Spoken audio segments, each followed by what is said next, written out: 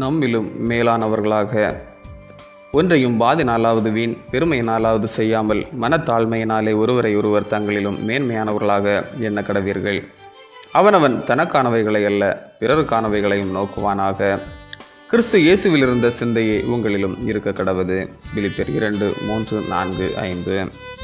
இங்கிலாந்து தேசத்தை சார்ந்த CT. Stud என்ற புகழ்பெற்ற கிரிக்கெட் வீரர் மிகப்பெரிய செல்வந்தர்.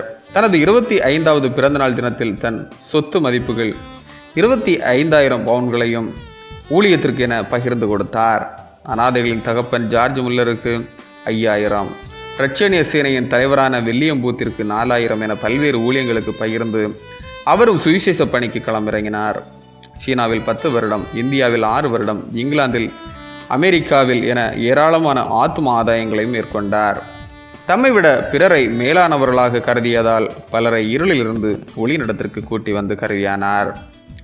கிறிஸ்து இயேசுவின் சீடர்களாய் வாழும் நாம் அனைவரும் பிறரின் வாழ்வையும் மேன்மையானதாக கொள்வது அவசியம். பெருமைக்கும் புகழுக்கும் இடம் தராமல் மனத்தாழ்மையை தரித்து பிறரை மதித்து சமமாக பாவித்து செயல்படுவது அவசியம். இயேசு கிறிஸ்துவும் தனக்காக வாழாமல் பிறருக்காகவே வாழ்ந்து தமது வாழ்வை அர்ப்பணமாக்கி கொண்டார்.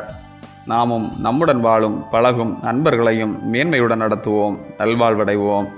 விண்ணுலகின் தந்தை மண்ணுலகு மீது கருணை கொண்டு தன் குமாரனை அனுப்பி நம்மை ரட்சித்தார். கிறிஸ்துவின் சிந்தையோடு மற்றவர்களின் ரட்சிப்பின் வாழ்வுக்காக செயல்படுவோம். ஆமேன். இந்த நாள் உங்களுக்கு இனிய நாளாக மலரட்டும்.